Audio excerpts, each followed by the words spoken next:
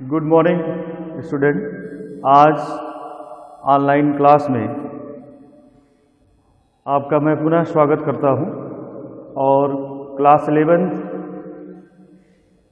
Hindi online class में आज मैं आपके समक्ष गोस्वामी तुलसीदास द्वारा रचित जो कवितावली लेसन है उसके अंतर्गत लंका दहन जो शीर्षक है उसका दूसरा पद लेकर के हम आपके सामने प्रस्तुत हैं। इसके अगले दिन आपको इसी लंका दहन शीर्षक का पहला पद पढ़ाया गया था, उसकी व्याख्या समझाई गई थी। उसी के अंतर्गत ये दूसरा पद भी आज वीडियो के माध्यम से हम आपको इसकी व्याख्या समझा रहे हैं, बता रहे हैं। आप सभी विद्यार्थियों से हमारा ये निवेदन है कि आप इसे ध्यान से पढ़ेंगे और इसकी जो व्याख्या है समझ करके इसे आप अपनी कॉपी में नोट कर लेंगे। तो जैसा कि आपको पता है कि इस कवितावली को गोस्वामी तुलसीदास ने लिखा है जिसका शीर्षक है लंका दहन। लंका दहन की अगर हम बात करें तो ये हनुमान जी द्वारा किया गया कृत्य है और यह कृत्य ऐसा है कि उस लंका नगरी में एक भयानक दृश्य प्रस्तुत कर देता है, जिसके कारण वहाँ के रहने वाले जितने भी नगरवासी हैं या हम कह सकते हैं कि राक्षस और राक्षसनियाँ हैं, स्त्री पुरुष हैं, वह इतने भयभीत हो गए हैं और उस भयावह स्थिति का, उस भयावह दशा का बड़ा ही मनोरम वर्णन गोस्वामी तुलसीदास ने इस पद में किया है। तो गोस्वामी तुलसीदास कह रहे हैं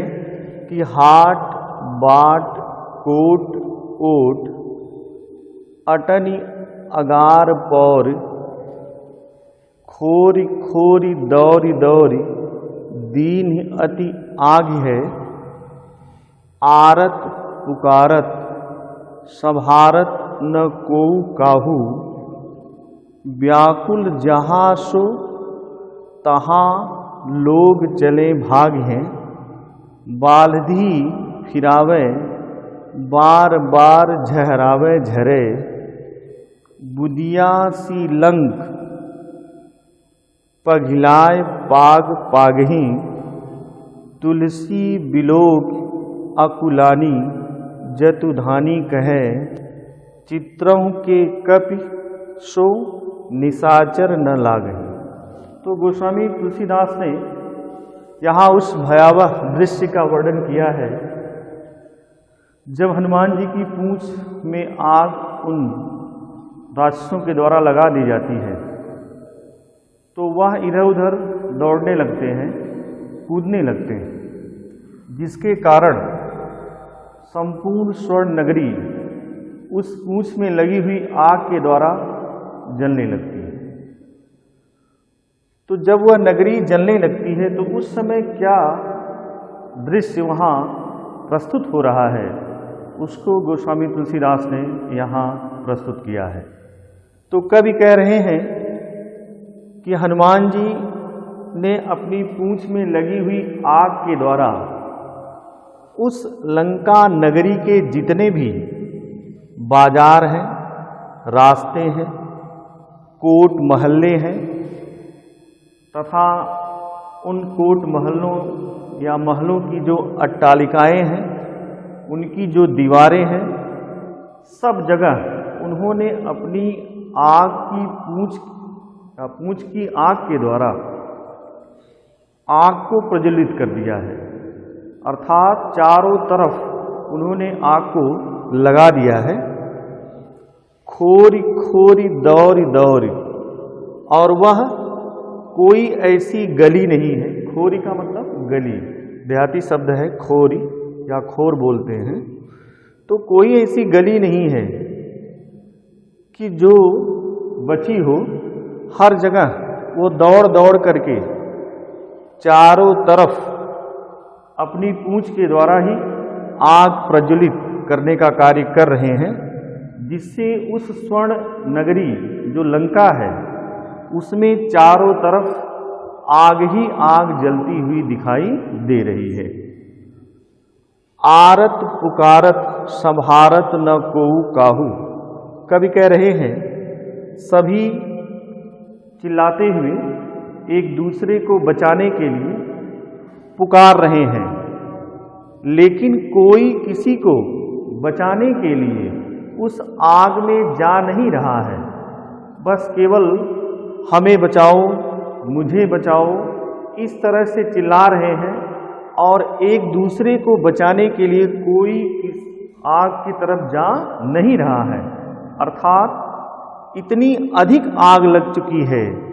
कि जिससे सभी जो वहाँ के नगरवासी हैं वह इतने व्याकुल हो गए हैं और चिल्ला करके बचाओ बचाओ जैसी आवाज़ निकाल रहे हैं। इस भयावह दृश्य को देख करके वह बहुत अधिक भयभीत हो गए हैं, जिसके कारण वह किसी को बचाने के लिए नहीं जा रहे हैं, बल्कि हमें बचाओ, मुझे बचाओ, इस तरह से चिल्ला रहे हैं। व्याकुल जहाँ सो तहाँ लोग चले भाग, कवि कह रहे हैं कि जो जहाँ है वह उस आग से इतना भयभीत हो गया है कि वह व्याकुल हो करके जहाँ जो है वह वहाँ से भाग जा रहा है। कोई किसी को बचाने के लिए जा नहीं रहा है। कवि गोस्वामी तुलसीदास कह रहे हैं कि बालधी फिरावे, हनुमान जी अपनी पूंछ में लगी हुई आग को चारों तरफ घुमा रहे हैं। अर्थात जब अपनी पूंछ को चारों तरफ घुमा रहे हैं तो उनकी पूंछ में लगी हुई आग भी चारों तरफ फैल रही है और यह कार्य वह बार बार कर रहे हैं। ऐसे समय में कहीं कहीं वह अपनी पूंछ को झाड़ रहे हैं। झाड़ते समय उनकी पूंछ से छोटी छोटी आग की जो चिंगारियां हैं, उस आग की चिंगारियां बूंदों के समान पृथ्वी पर गिर रही हैं, झर रही हैं, जिसे देख करके ऐसा प्रतीत हो रहा है कि मानो आज हनुमान जी अपनी पूंछ में लगी हुई आग के द्वारा इस स्वर्ण नगरी लंका को पूरी तरह पिघला देंगे और पिघला करके उसकी चाशनी बना देंगे और चाशनी बना करके उसमें इस आग की बूंदी को पाग देंगे। अर्थात जिस तरह चाशनी बनाने के बाद उसमें बूंदी डाल करके लड्डू बनाया जाता है, उसी प्रकार आज ऐसा लग रहा है कि इस संपूर्ण स्वर्ण नगरी को हनुमान जी आग के द्वारा पिघला करके उसकी चाशनी बनाएंगे और उसी चाशनी में इसको पाग देंगे। कवि गोस्वामी तुलसीदास कह रहे हैं कि आज उस लंका नगरी की जो स्थिति है वह बड़ी ही भयावह हो गई है, भयानक हो गई है। वहाँ के रहने वाले जितने भी नागरिक हैं वह बहुत अधिक भयभीत हो गए हैं, डर गए हैं। ऐसे में गोस्वामी तुलसीदास कह रहे हैं कि तुलसी बिलोक अकुलानी जतुधानी कहे। गोस्वामी तुलसीदास कह रहे हैं कि इस भयावह भयानक विनाशकारी दृश्य को देख करके वहाँ की रहने वाली जो राक्षसनियाँ हैं, जतुधानी मतलब राक्षसनियाँ या स्त्रियाँ हो करके आपस में वार्तालाप कर रही हैं और कह रही हैं कि चित्रहु के कपिसो निशाचर न लागहि। यानी यदि अब कभी भी दीवार पर भी बंदर का कहीं चित्र बना होगा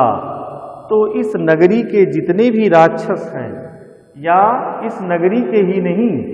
बल्कि संसार की जितनी राक्षस प्रजाति है वह उस चित्र वाले बंदर से भी छेड़खानी नहीं करेंगे, क्योंकि आज उसने अपनी जो वास्तविकता है उसको यहाँ प्रस्तुत कर दिया है। इस बात को उस नगर की रहने वाली जो स्त्री है वह दूसरी स्त्रियों से कह रही है।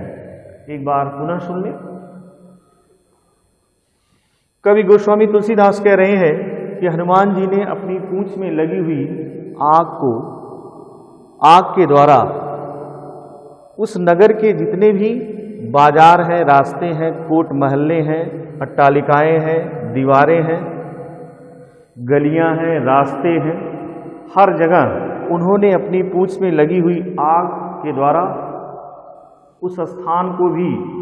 प्रज्वलित कर दिया है, अर्थात उसमें भी आग लगा दिया है। वह दौड़ दौड़ करके चारों तरफ आग को लगा रहे हैं। ऐसे समय में इस भयावह दृश्य को देख करके सभी एक दूसरे को बचाने के लिए चिल्ला रहे हैं, परंतु कोई किसी को संभालने के लिए या बचाने के लिए जा नहीं रहा है। जो जहां है वह वहीं व्याकुल होकर के परेशान हो रहा है और ऐसी स्थिति में वह इधर उधर भागने का कार्य कर रहा है, अर्थात सभी एक जहां है वहीं से भाग जा रहे हैं, चिल्ला रहे हैं। गोस्वामी तुलसीदास कह रहे हैं कि हनुमान जी बालधी यानी अपनी पूंछ में लगी हुई आग को बार बार चारों तरफ घुमा रहे हैं और कभी कभी एक स्थान पर उसको झाड़ भी रहे हैं, जिससे आग की बूंदें पृथ्वी पर गिर रही हैं, जिसे देख करके ऐसा प्रतीत हो रहा है कि आज इस स्वर्ण नगरी लंका को हनुमान जी पिघला देंगे, पिघला करके उसकी चाशनी बनाएंगे और चाशनी बना करके उसे उसी में पागेंगे, अर्थात जैसे चाशनी में बूंदी डाल करके लड्डू को बनाया जाता है, वैसे ही आज लग रहा है कि इस स्वर्ण नगरी को भी हनुमान जी पूरी तरह से चाशनी में डुबो करके पाग देंगे। गोस्वामी तुलसीदास कह रहे हैं कि इस भयानक भयावह दृश्य को देख करके जितने भी स्त्री पुरुष हैं, अर्थात जो स्त्रियां हैं, वह व्याकुल होकर के परेशान होकर के कह रही हैं कि यदि कहीं अब दीवार पर भी बंदर का चित्र बना होगा तो इस संसार के जितने भी राक्षस हैं वह उनसे तनिक भी छेड़खानी नहीं करेंगे, क्योंकि आज उसने अपनी वास्तविकता को यहाँ प्रस्तुत कर दिया है। इस संपूर्ण स्वर्ण नगरी को जला करके उसने अपनी वास्तविकता को प्रस्तुत कर दिया है। तो प्यारे बच्चों, जैसा कि ये कवितावली है और ब्रज भाषा में लिखा गया है और ऐसे में इसमें भयानक रस है, क्योंकि भयानक दृश्य भी है। ऐसे में जो काव्य सौंदर्य है वह आप भाषा में लिखेंगे ब्रज भाषा, रस में भयानक हो जाएगा और जो अलंकार है, अलंकार इसमें अधिकतर अनुप्रास अलंकार ही है। तो आज के लिए इतना ही, धन्यवाद।